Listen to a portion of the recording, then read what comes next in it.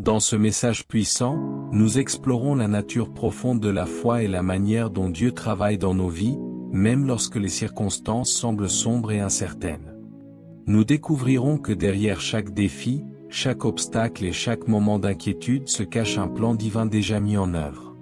Préparez-vous à être encouragé à placer votre confiance en Dieu, sachant qu'il a déjà préparé votre victoire avant même que la bataille ne commence. N'oubliez pas de vous abonner pour ne manquer aucun message inspirant du docteur Myles Munroe.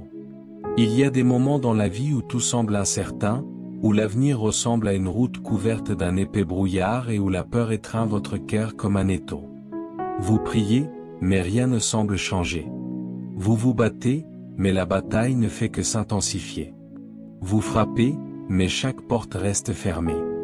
Dans ces moments-là, l'ennemi murmure à votre oreille, « Vous êtes seul, il n'y a pas d'issue. » Mais que se passerait-il si je vous disais que tout ce qui vous inquiète, chaque bataille, chaque tempête, chaque impossibilité a déjà été pris en charge? Et si la solution avait déjà été écrite au ciel avant même que vous ne connaissiez l'existence du problème?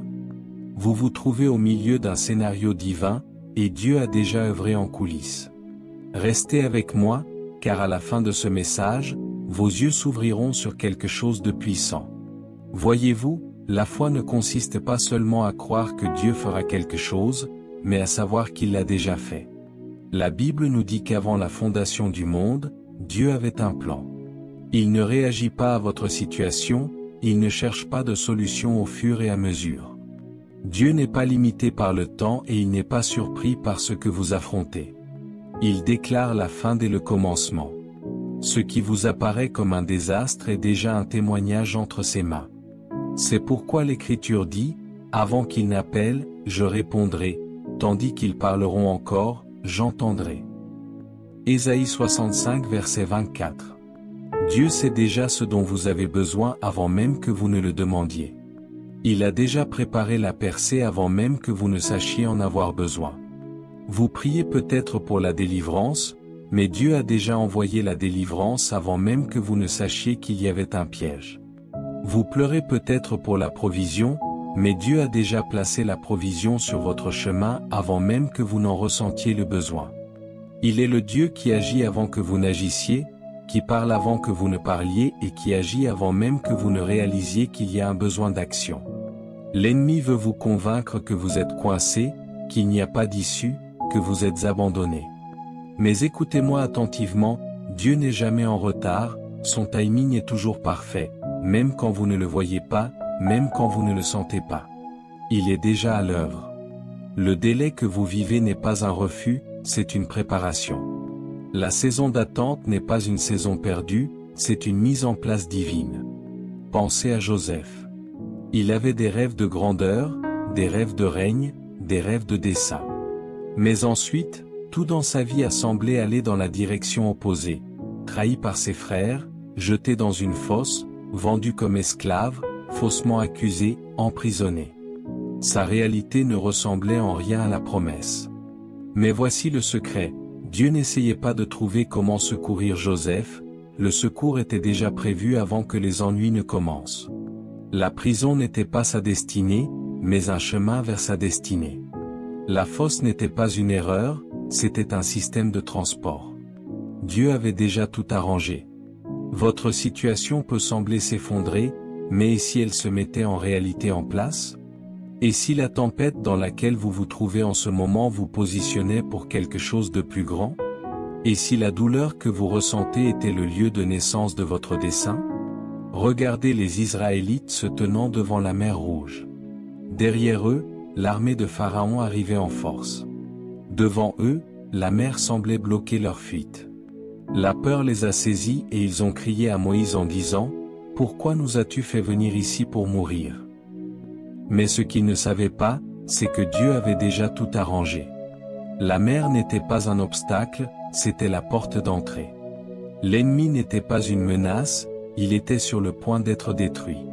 Ce qu'il considérait comme une situation impossible, Dieu le voyait comme une occasion de révéler sa gloire. Lorsque Moïse a étendu son bâton, les eaux se sont séparées, non pas parce que Dieu cherchait des solutions à ce moment-là, mais parce que la solution avait déjà été préparée avant même que le problème ne surgisse. C'est ainsi que Dieu agit. Ce qui ressemble à un mur est en réalité une porte. Ce qui ressemble à un délai est en réalité une protection. Ce qui ressemble à un rejet est en réalité une direction. Mais le problème, c'est que nous voulons voir toute l'image avant de faire confiance à Dieu. Nous voulons comprendre chaque étape avant de faire la première. Mais la foi, c'est marcher quand on ne voit pas la route, faire confiance quand on ne voit pas la réponse, croire quand tout autour de nous dit que c'est impossible. Pensez à Abraham. Dieu lui a dit, « Va dans le pays que je te montrerai. » Pas de carte, pas de GPS, pas de détails, juste un ordre de se déplacer. Et au fur et à mesure qu'il avançait, Dieu révélait l'étape suivante. Certains d'entre vous attendent que Dieu vous montre tout le plan avant de lui faire confiance, mais Dieu dit, avancez simplement, faites confiance simplement, croyez simplement. La provision est déjà là, la porte est déjà ouverte, la percée vous est déjà assignée, mais vous devez faire ce premier pas dans la foi. Jésus a dit, ne vous inquiétez pas du lendemain, car le lendemain s'inquiétera de lui-même. Matthieu 6 verset 34. L'inquiétude est l'ennemi de la foi. Lorsque vous vous inquiétez, vous doutez de ce que Dieu a déjà préparé pour vous. S'inquiéter, c'est agir comme si Dieu essayait encore de trouver des solutions. Mais écoutez-moi, il l'a déjà fait. Il est l'alpha et l'oméga, le commencement et la fin. Le problème que vous affrontez aujourd'hui a déjà été résolu dans l'éternité.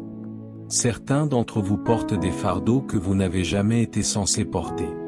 Vous perdez le sommeil à cause de choses dont Dieu s'est déjà occupé. Vous pleurez des batailles qui ont déjà été gagnées. Si seulement vous saviez ce qui vous attend de l'autre côté de votre obéissance, vous n'auriez pas peur. Si seulement vous saviez à quel point vous êtes proche de votre percée, vous n'abandonneriez pas maintenant.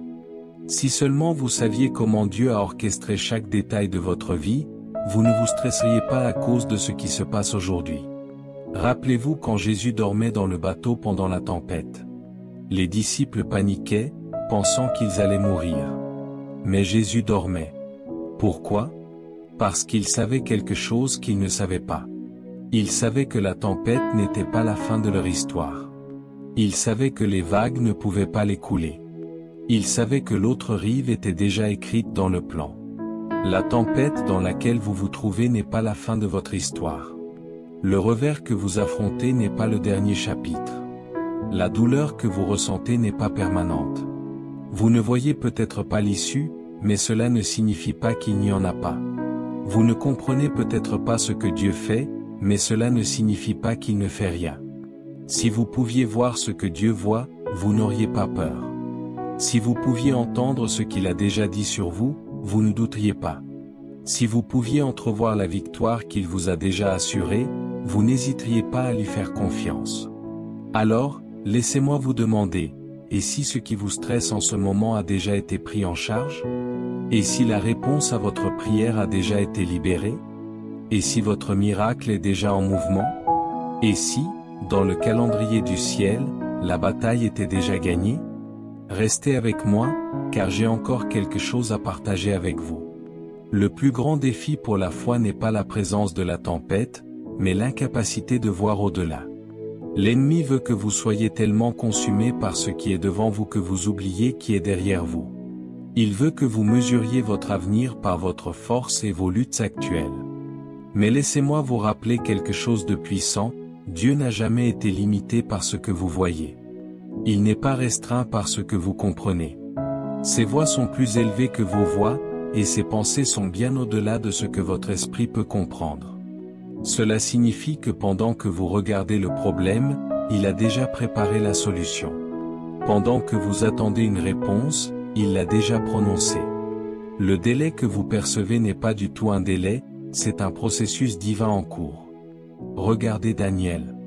Lorsqu'il a prié et jeûné pendant 21 jours, cherchant une réponse de Dieu, dès le premier instant où il a prié, le ciel l'a entendu. L'ange lui a dit plus tard, « Depuis le premier jour où tu as eu à cœur de comprendre, tes paroles ont été entendues. » Mais la manifestation de la réponse a été retardée à cause d'une bataille dans le royaume céleste. Cela signifie que certains d'entre vous attendent quelque chose qui a déjà été envoyé. La percée a déjà été ordonnée, la délivrance a déjà été assignée, la provision a déjà été libérée. Ce dont vous avez besoin, ce n'est pas de paniquer, mais de tenir ferme dans la foi, sachant que ce que Dieu a dit ne peut être inversé. Lorsque Dieu a envoyé la manne du ciel aux Israélites, il ne l'a pas envoyée à l'avance, il ne l'a pas stockée dans des greniers pour eux. Au lieu de cela, il l'a envoyée quotidiennement. Pourquoi ? Parce qu'il leur enseignait à lui faire confiance chaque jour. Il leur montrait que la provision n'est pas quelque chose que l'on poursuit, c'est quelque chose qui suit lorsque l'on marche dans l'obéissance. Certains d'entre vous se stressent à propos de l'avenir, mais Dieu dit, « Je pourvoirai à vos besoins jour après jour ». Vous êtes anxieux à propos de demain, mais demain est déjà entre les mains de Dieu. S'il a nourri Élie en commandant aux corbeaux, s'il a soutenu une veuve pendant la famine avec une poignée de farine, s'il a multiplié 5 pains et 2 poissons pour nourrir des milliers de personnes, pensez-vous qu'il vous laissera tomber ? L'ennemi veut tellement magnifier votre problème que vous oubliez la promesse. Il veut vous faire croire que ce que vous traversez est plus grand que ce que Dieu a déjà dit. Mais laissez-moi vous dire quelque chose. La parole de Dieu est plus grande que votre situation, sa promesse est plus forte que votre lutte, son plan est plus puissant que votre opposition. S'il l'a dit, cela doit arriver. Regardez la vie de Job. Il a tout perdu, ses richesses, sa santé, ses enfants. Tout a semblé s'effondrer d'un coup. Ses amis ont douté de lui, sa femme lui a dit de maudire Dieu et de mourir. Mais ce qu'il ne comprenait pas, c'est que la souffrance de Job n'était pas sa fin, ce n'était qu'un processus. Ce que Job ne pouvait pas voir, c'est que même dans son moment le plus bas, Dieu avait déjà assuré sa restauration. Au milieu de sa douleur, Job ne savait pas que Dieu avait déjà décidé de lui rendre le double de tout ce qu'il avait perdu. Et si je vous disais que ce que vous avez perdu n'est rien comparé à ce que Dieu vous a déjà mis de côté ? Et si la souffrance que vous endurez n'était qu'une préparation pour un témoignage encore plus grand ? La foi ne consiste pas à voir, mais à croire. Il s'agit de marcher en avant même lorsque la route est invisible. Il s'agit de croire que Dieu a déjà posé les fondations même lorsque vous ne pouvez pas voir la structure. C'est pourquoi Paul a dit, « Nous marchons par la foi, non par la vue ». Si vous vivez par ce que vous voyez, vous serez toujours ébranlé, mais si vous vivez par la foi, vous serez inébranlable, car vous saurez que quoi qu'il arrive, Dieu est aux commandes. Il y a eu un moment où Jésus s'est tenu devant Marie et Marthe en deuil. Lazare était mort depuis 4 jours, le tombeau était scellé, les gens avaient déjà accepté que c'était fini. Mais Jésus a prononcé des paroles qui ont brisé leur compréhension humaine, « Ne t'ai-je pas dit que si tu crois, tu verras la gloire de Dieu ?» Ce qu'ils pensaient être trop tard était en réalité parfaitement à temps. Ce qu'ils pensaient être terminé ne faisait que commencer. Ce qu'ils pensaient être une perte permanente allait devenir un miracle inoubliable. Certains d'entre vous ont déjà renoncé à certaines prières. Vous pensez qu'il est trop tard, que la porte est fermée, que l'opportunité est passée. Mais écoutez, Dieu n'opère pas selon le calendrier humain, il ne suit pas les limitations terrestres. Ce qui vous semble mort est encore vivant entre ses mains. Le tombeau est peut-être fermé, mais il détient les clés de la résurrection. Certains d'entre vous s'inquiètent de la façon dont les choses vont s'arranger. Vous essayez de comprendre comment Dieu va ouvrir un chemin, mais laissez-moi vous rappeler qu'il n'a pas besoin de votre plan, il n'a pas besoin de votre permission, il ne demande pas votre approbation avant d'agir. Il est souverain, il est tout-puissant, il est au-delà de toute compréhension. S'il a pu séparer la mer Rouge d'un souffle, s'il a pu faire tomber les murs de Jéricho d'un cri, s'il a pu ressusciter Jésus d'entre les morts, pensez-vous vraiment que votre situation est hors de sa portée ? Trop souvent, nous limitons Dieu à notre compréhension humaine. Nous essayons de le faire entrer dans nos attentes, mais Dieu n'agit pas selon la logique humaine, il agit selon un dessein divin. C'est pourquoi il peut faire jaillir des rivières dans le désert, créer des chemins dans la nature sauvage et transformer ce qui était destiné au mal en quelque chose de bon. C'est pourquoi il peut utiliser un jeune berger pour vaincre un géant, un prisonnier pour régner sur un royaume et une femme stérile pour donner naissance à un prophète. Ses méthodes sont imprévisibles, mais sa fidélité est indéniable. Lorsque les disciples ont été pris dans une tempête, ils ont paniqué, pensant qu'ils allaient mourir. Mais au milieu du chaos, Jésus est venu marchant sur la chose même qu'ils craignaient, les vagues. Qu'est-ce que cela vous dit? Cela vous dit que ce qui semble vouloir vous détruire est en réalité sous ses pieds. Ce qui semble vouloir vous abattre est déjà sous son autorité. La tempête n'a pas le contrôle, il l'a. Les vents ne sont pas aux commandes, il l'est. L'ennemi ne gagne pas, Dieu gagne. C'est pourquoi, même lorsque vous ne comprenez pas ce qui se passe, vous devez tenir ferme. Même lorsque tout semble être contre vous, vous devez faire confiance. Même lorsque vous avez envie d'abandonner, vous devez tenir bon, car ce que vous ne voyez pas est plus grand que ce que vous voyez. Ce que Dieu a prévu est plus grand que ce que vous craignez. Ne laissez pas les problèmes temporaires vous faire douter des promesses éternelles. Ne laissez pas une mauvaise saison vous convaincre que votre vie est finie. Ne laissez pas les prières sans réponse vous faire croire que Dieu est silencieux. Son silence n'est pas une absence, son délai n'est pas un refus, ses voies sont parfaites et ses plans ne faillissent jamais. Alors, quoi que vous affrontiez aujourd'hui, sachez ceci, Dieu ne cherche pas de solution, il ne se démène pas pour réparer ce qui est brisé, il ne cherche pas de solution. La réponse est déjà là, la provision est déjà arrangée, la percée est déjà programmée. La seule chose qu'il vous reste à faire, c'est de croire. Car, que vous le voyiez ou non, que vous le sentiez ou non, que vous le compreniez ou non, Dieu a déjà tout réglé. Et si vous tenez bon, si vous n'abandonnez pas, si vous restez ferme dans la foi, vous verrez cela se réaliser. Restez avec moi, car j'ai encore quelque chose à vous dire. Lorsque vous regarderez en arrière sur votre vie, vous réaliserez qu'à chaque fois que vous pensiez que c'était fini, Dieu était encore à l'œuvre. Chaque fois que vous pensiez que la porte était fermée définitivement, il préparait une meilleure porte à ouvrir. Chaque moment où vous avez cru être oublié, il écrivait votre prochain chapitre. Dieu ne vous a jamais abandonné, il n'a jamais laissé votre histoire inachevée. Même lorsque vous ne pouviez pas voir sa main, il vous guidait. Même lorsque vous ne sentiez pas sa présence, il était juste là à vos côtés. Le problème avec la nature humaine, c'est que nous voulons tout comprendre avant de croire. Nous voulons voir toute l'image avant de faire confiance. Mais la foi ne fonctionne pas ainsi. La foi dit, même quand je ne le vois pas, je sais qu'il travaille. Même quand je ne le sens pas, je sais qu'il est présent. Même quand je ne comprends pas, je sais qu'il a un plan. C'est ce genre de foi qui déplace les montagnes, c'est ce genre de foi qui plaît à Dieu. Hébreux 11 verset 6 dit, sans la foi, il est impossible de lui plaire. Pourquoi? Parce que la foi est la preuve des choses qu'on ne voit pas.